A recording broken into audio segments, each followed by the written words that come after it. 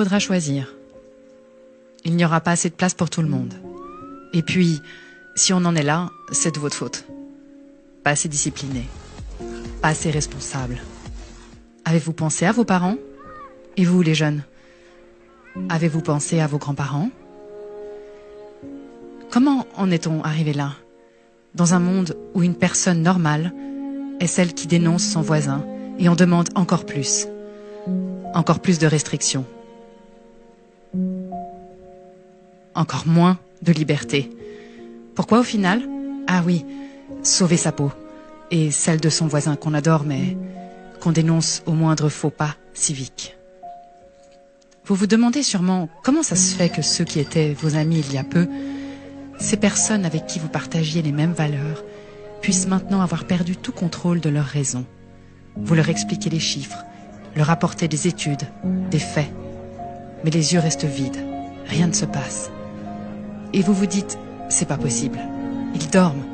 En réalité, vous n'avez pas si tort que ça. En réalité, le monde est sous hypnose. Avez-vous déjà entendu parler de l'ingénierie sociale?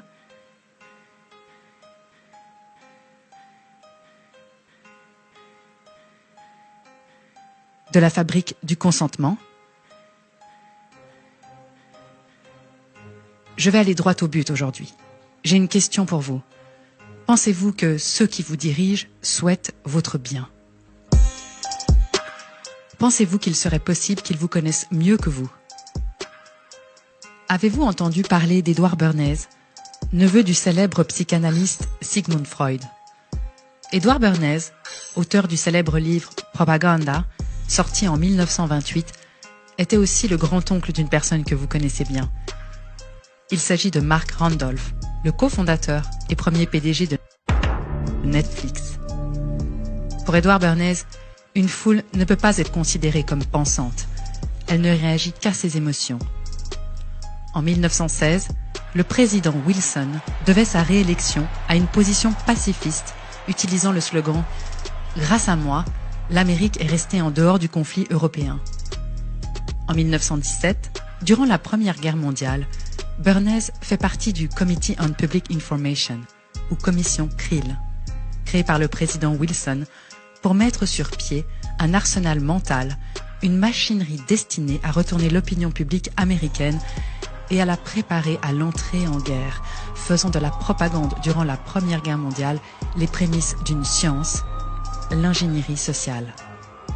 En un an, grâce à toute une série de manipulations basées sur la connaissance de la nature humaine et spécialement des foules, il réussit à opérer un virage à 180 degrés dans l'esprit des gens.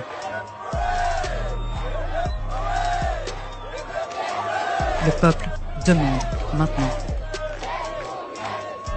la guerre.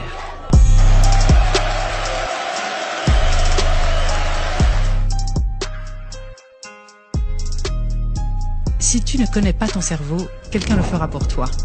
Et comme le disait l'ancien président français Nicolas Sarkozy, ce n'est pas la réalité qui compte, mais la perception de la réalité. Alors, comment changer votre perception? Comment vous faire demander ce que vous n'auriez jamais demandé il y a encore un an? Voici ma réponse en 10 étapes. Premièrement, la distraction. Quoi de mieux qu'un peuple distrait? Vous aimez la télévision? Les séries? Les émissions?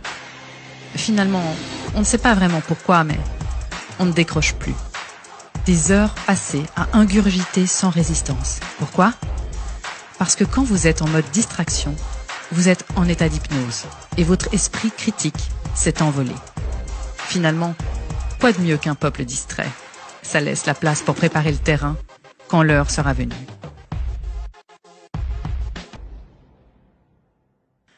Deuxièmement, créer un problème pour mieux le résoudre. Connaissez-vous Naomi Klein? Elle a écrit La stratégie du choc. Vous voulez un exemple? Rien de plus simple. On laisse monter l'insécurité pour mieux régler le problème. On laisse les choses s'envenimer Et si possible, on met un peu d'huile sur le feu. Quoi de mieux qu'un bon gros problème pour arriver ensuite comme un sauveur? Bon, c'est évidemment possible avec une crise économique. Vous saccagez l'économie de votre pays,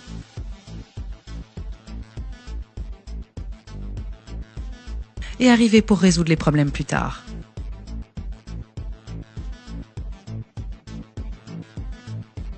Pourquoi pas finalement un revenu universel à 800 € par exemple? On crée la pénurie de travail pour vendre le revenu universel dans l'esprit des gens. Pas mal, non? Ce que vous devez savoir sur l'être humain, c'est qu'il a 4 grands fantasmes fondamentaux archétypaux. Premièrement, l'intérêt matériel immédiat.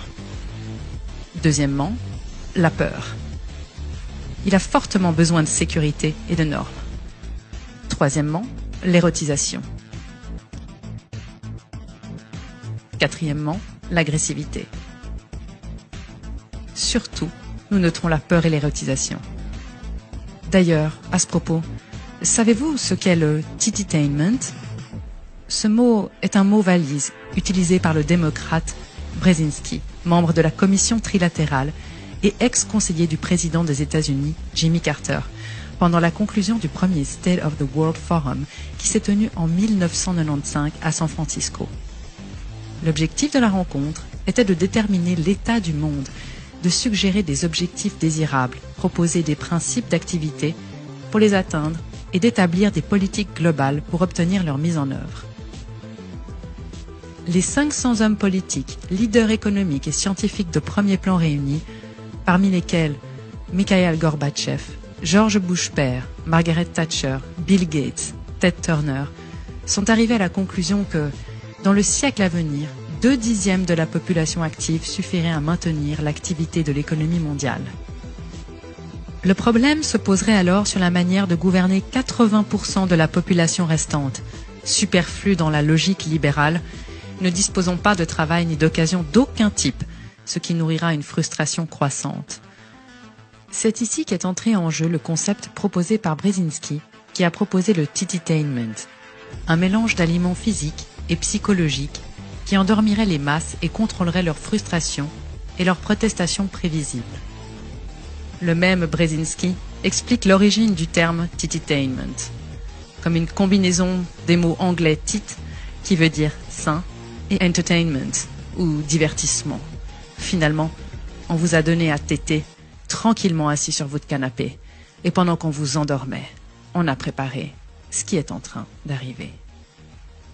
Au final, on trouve un moyen idéal pour inhiber la critique politique. Et voici comment arrive l'omniprésence de divertissements abrutissants et la satisfaction suffisante des besoins primaires humains. Troisième point,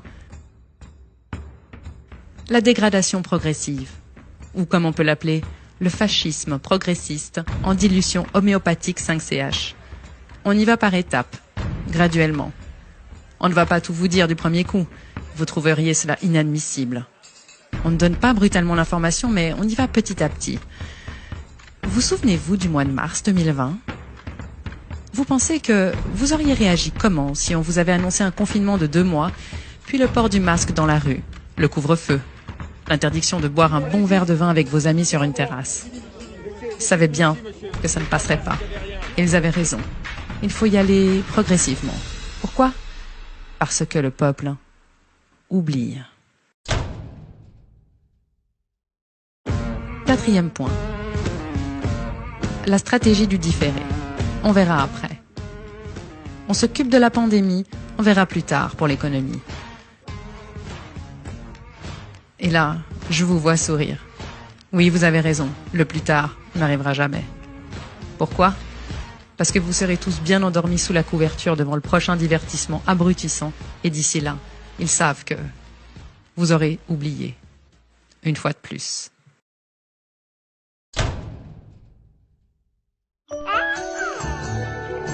Cinquième point, s'adresser au public comme un enfant en bas âge. Finalement, la rengaine est identique. Le coronavirus est un virus qui s'attrape très facilement. Il fait tousser, éternuer, il fatigue, donne de la fièvre et mal à la tête. Et de ne pas rester trop près des gens, surtout s'ils toussent. Et pour protéger tout le monde, il faut tous rester chez soi. Peu importe le pays. Finalement, c'est de la faute des Français parce qu'ils ne mettent pas leur masque. C'est de la faute des Québécois. Non mais honnêtement, vous devriez avoir honte de ce que vous... Ils ne sont pas dociles et plutôt inciviques, non? Ou alors, c'est de la faute des Belges. Ils sont si égoïstes. En fait, vous avez mal agi. Alors maintenant, vous êtes punis. En fait, le monde entier est responsable, sauf, bien sûr, nos politiciens.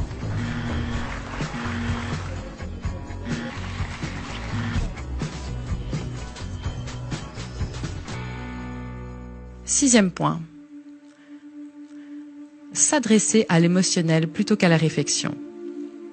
En France, 27 millions de personnes qui fréquentent les salles de sport et environ 200 sont des cas, mais on ferme ces salles de sport. Vous soumez quand même ces chiffres, 27 millions de passages dans les salles de sport pour 207 cas avérés. Ça vous semble aberrant, non? Pourtant, ça a passé crème, comme diraient certains. Ça a passé tellement bien que certains en demandent même plus. Et maintenant, on parle de manipulation. Vous comprenez de mieux en mieux pourquoi on en est arrivé là. La fabrique du consentement, un concept génial. Il suffit juste d'abattre ses cartes au bon moment et d'être patient.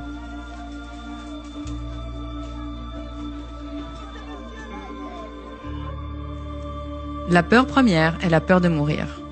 On a tous des traumatismes en nous d'abus de pouvoir. Pensez à votre éducation, à vos moments d'injustice quand vous étiez punis. Qui n'a jamais été puni étant enfant? Il y en a parmi nous qui ont été privés de dessert, d'autres qui s'en sont moins bien sortis, avec des punitions vraiment plus violentes. Alors, on grandit, physiquement, ça c'est sûr. Mais qu'en est-il de l'intérieur? Alors, quand on appuie sur les vieux traumatismes, on ajoute le sentiment de désobéissance et de punition. On devient docile. Tu ne t'es pas lavé les mains, tu n'auras pas de dessert. Tu as mal fait tes devoirs, tu es puni. Maintenant, on a grandi. Alors on nous dit qu'on met mal notre masque, qu'on est un égoïste et qu'on va se faire punir par une amende, sans compter les regards foudroyants des autres qui ont la même blessure que nous. Finalement, quand on y réfléchit, on brade notre liberté pour 135 €. Septième point. Encourager le peuple à se maintenir dans la bêtise et l'ignorance.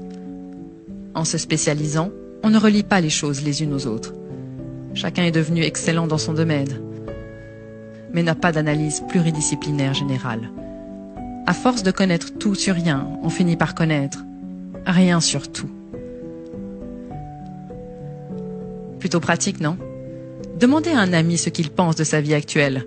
Il vous répondra sûrement « Je ne sais pas, je ne suis pas médecin ». Alors, on éteint petit à petit l'esprit critique. Le besoin de donner du sens et d'oser questionner et remettre en perspective.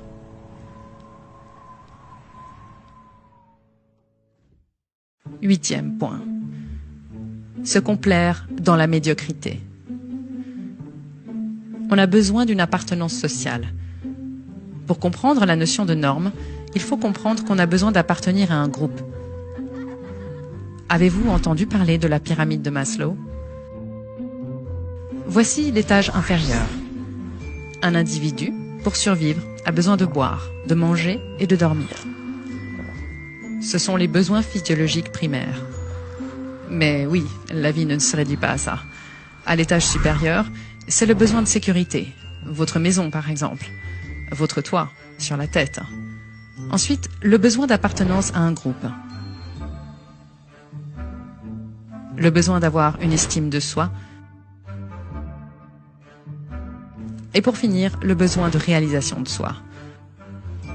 En d'autres mots, votre étage supérieur, c'est votre besoin de sécurité, votre besoin d'appartenance à un groupe. Dommage, le masque met en distanciation.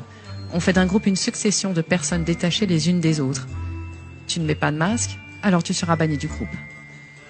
Le besoin d'avoir une estime de vous. Oui, je sais, c'est pas franchement compatible avec la culpabilisation qu'on vous fait subir depuis des mois. Et pour finir, le besoin de vous réaliser. Ce qui paraît plutôt compromis vu la crise économique actuelle, n'est-ce pas? Rappelez-vous toujours de ceci. Une société prospère permet aux citoyens de réaliser tous ces étages. Une société prospère vous permet à vous de réaliser tous ces étages. 9e point. Remplacer la colère par l'inculpabilité. Oui, c'est pas pratique un peuple en colère. Ça casse tout, ça se révolte, et avec un peu de malchance, ça finit par convaincre les endormis. Alors, on a trouvé une solution miracle. Remplacer la colère par la culpabilité. Finalement, on joue sur la corde sensible. Vous ne seriez pas égoïste à ce point, n'est-ce pas? Pour finir, la règle d'or, celle qui est intemporelle et sans frontières, connaître le peuple mieux que lui-même. La tendance de l'humain est de ne pas vouloir changer ses habitudes. On n'aime pas le changement. Maintenir son intégrité fait partie de la nature humaine. La culture est un ensemble de traditions et d'habitudes transmises de génération en génération. Pour imposer une nouvelle norme, il faut un choc. On jette donc un trouble dans la culture et la tradition. Pro-masque, anti-masque. Ça disloque le groupe. Et ça permet d'amener de nouvelles façons de vivre rapidement et sans résistance. Comment on fait? Premièrement, envoyer un choc. Un bon gros choc. Ensuite, imposer de nouvelles normes. Convaincre les gens que leurs habitudes ne sont pas bonnes. Mettre un masque pour être un héros social. Oui, je sais, on connaît la taille des masques et on a tous vu la mention « Ne protège pas du Covid-19 » sur les boîtes. Mais n'oubliez pas, la foule ne réagit pas à la raison, elle réagit à l'émotion. Finalement, sans bonne excuse, comment amener les gens à se distancier et se diviser? Un virus est l'alibi parfait. On ne le voit pas et il permet de justifier une mesure aberrante pour le contrôle social. Oui, vous pouvez voir l'horizon se profiler maintenant. Nous sommes en dictature sanitaire. Mais d'ici peu, vous pourrez enlever le mot « sanitaire ». Comme le disait bien Edward Bernays, gouverner de façon invisible et convaincre le bien fondé des mesures que la population n'aurait jamais acceptées si tout allait bien. On crée un problème pour le résoudre en y amenant la solution qui nous arrange. Alors, souvenez-vous toujours de cela. La réalité ne compte pas. Ce qui compte, c'est la perception de la réalité.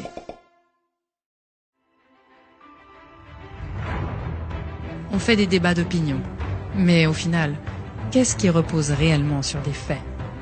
On croit, mais qui vérifie? La science ne ressort pas du domaine de la foi. Pourtant, la plupart d'entre nous croient et ne vérifient pas. On adhère à un scénario, mais où est la réalité? Alors on vous distrait et on vous fait regarder à gauche quand on vous attaque à droite. Faites un arrêt sur image, une pause dans votre bruit intérieur et pensez à Jean-Paul Sartre pendant la Seconde Guerre mondiale qui a osé prononcer ces mots. On n'a jamais été aussi libre que sous l'occupation. Parce qu'il y avait un ennemi, il fallait se positionner, quelle que soit sa position. On ne se positionne jamais pendant l'âge d'or de la démocratie, mais quand on la perd. Alors partagez cette vidéo si vous pensez que nous vivons une opportunité, celle de nous positionner enfin, celle d'affirmer qui nous sommes et non qui il souhaiterait que nous soyons.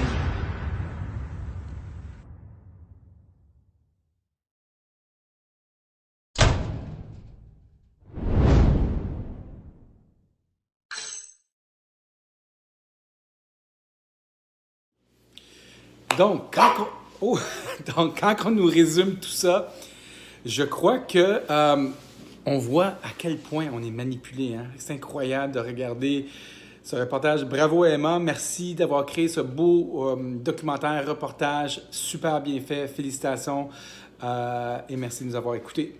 À la prochaine les amis. Bonne journée. Réveillez-vous et réveillez les autres.